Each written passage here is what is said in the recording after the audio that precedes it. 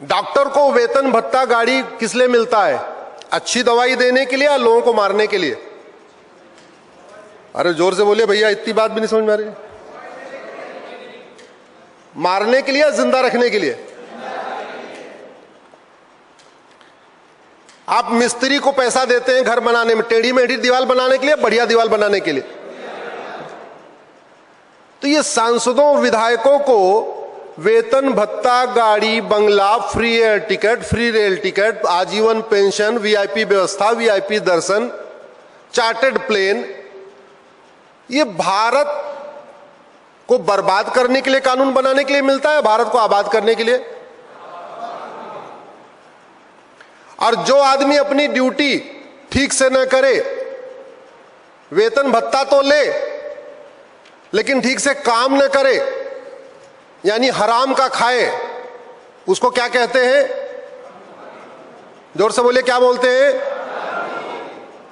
जो आदमी वेतन भत्ता, गाड़ी, बंगला ले लेकिन जिस काम के लिए मिल रहा है वो काम ही ना करे, तो क्या बोलते हैं?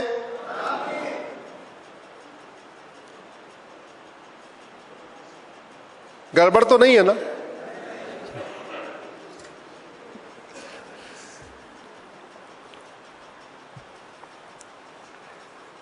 भारत स्वतंत्र हो गया, कब हुआ? 1947 में स्वतंत्र हो गया। क्या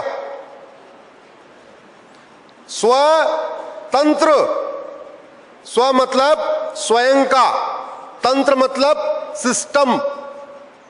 कौन सा सिस्टम हमारा है? एजुकेशन सिस्टम भारत वाला आ गया? पुलिस सिस्टम भारत का आया? जुडिशियल सिस्टम भारत का आया? टैक्स सिस्टम भारत का आया? हेल्थ सिस्टम भारत का आया? मेडिकल सिस्टम भारत का आया? तो काहे के स्वतंत्र? ठीक है, फिर भी स्वतंत्रता दिवस मना रहे। जब हम स्वतंत्र हुए तो संविधान लागू हुआ, और संविधान के पहले पन्ने के प्रियम्बल में पहला शब्द जो यूज किया, पहला शब्द, वो है सोवरेन। सोवरेन को हिंदी में कहते हैं संप्रभु। संप्रभु का मतलब होगा ना गुलामी का नाम हो, ना गुलामी का निशान हो, ना गुलामी की कुरीतियां हो, ना गुलामी की कुप्रथाएं हो। अब हम संप्रभु हो गए, यानी सब कुछ हमारा है। हम लोग गुलाम थे।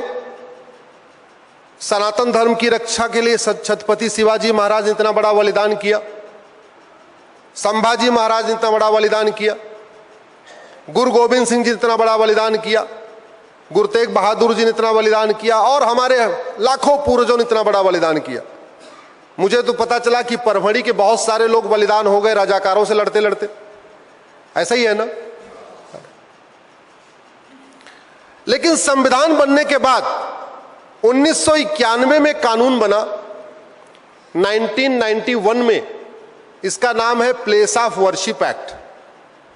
हिंदी में कहते हैं पूजा स्थल कानून या उपासना स्थल कानून।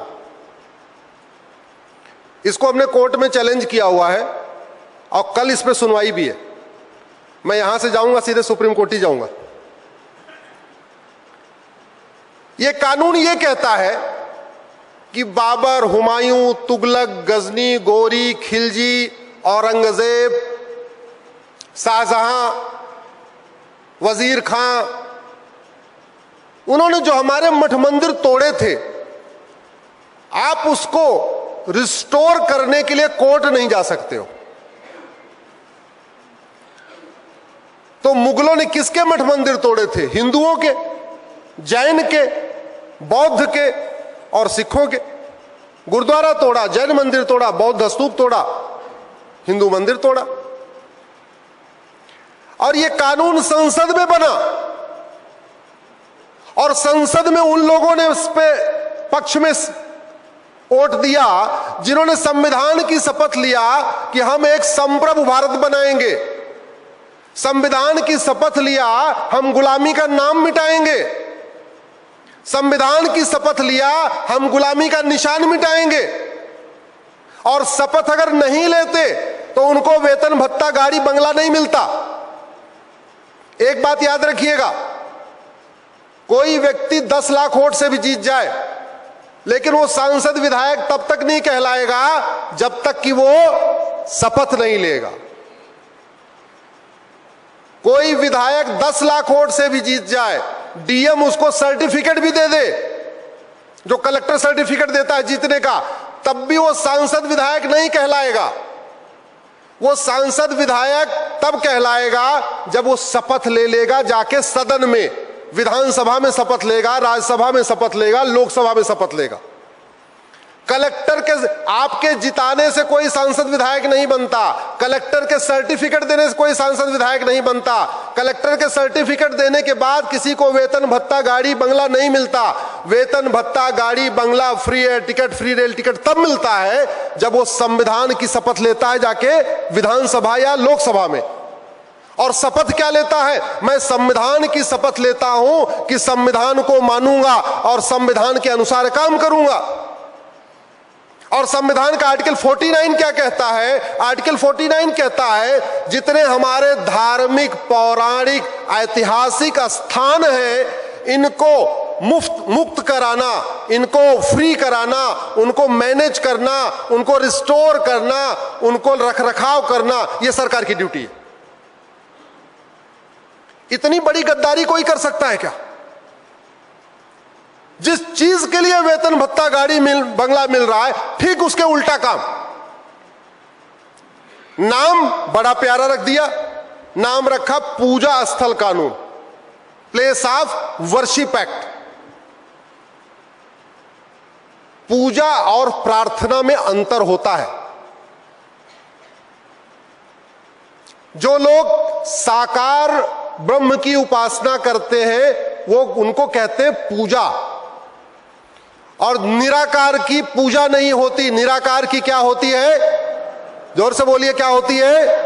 प्रार्थना। साकार की पूजा होती है और निराकार की, साकार की वर्शिप होती है और निराकार की प्रेयर होती है।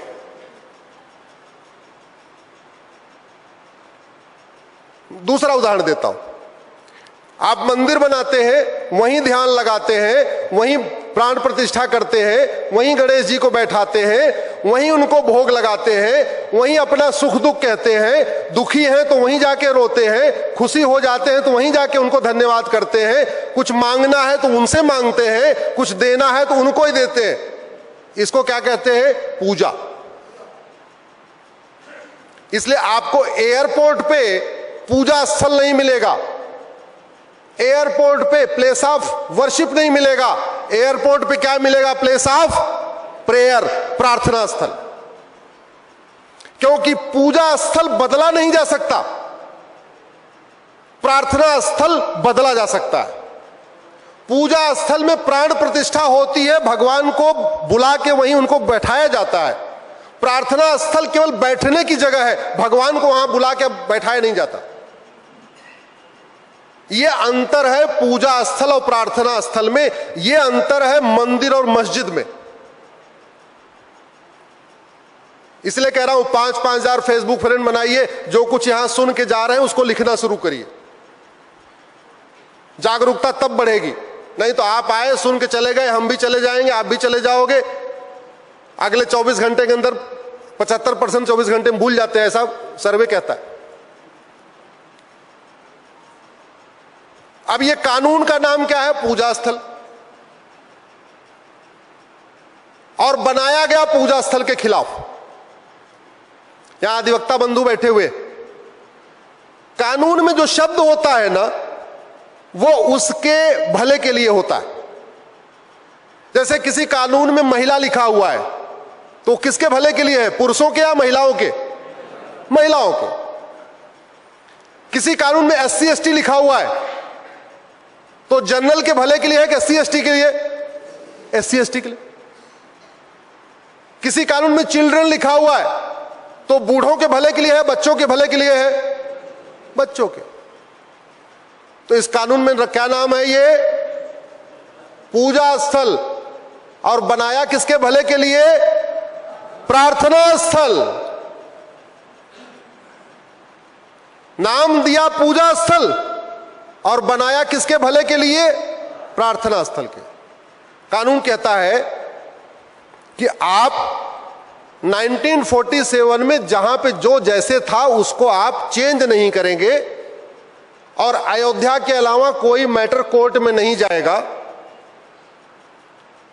इसलिए अयोध्या के अलावा और कोई मैटर कोर्ट में पहले चल नहीं रहा था। 2020 के बाद कोर्ट में चलना शुरू हो गया। इसलिए शुरू हो गया कि 2020 में हमने इसको सुप्रीम कोर्ट में चैलेंज कर दिया।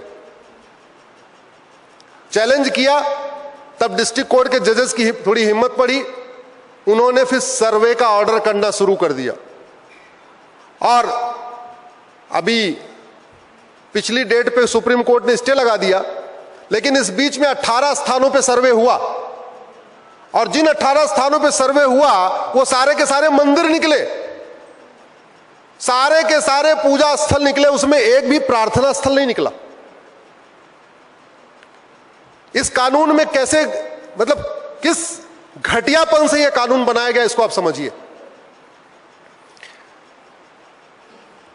कहते हैं कि 1947 में जो स्थिति थी वही कंटिन्यू रहेगी।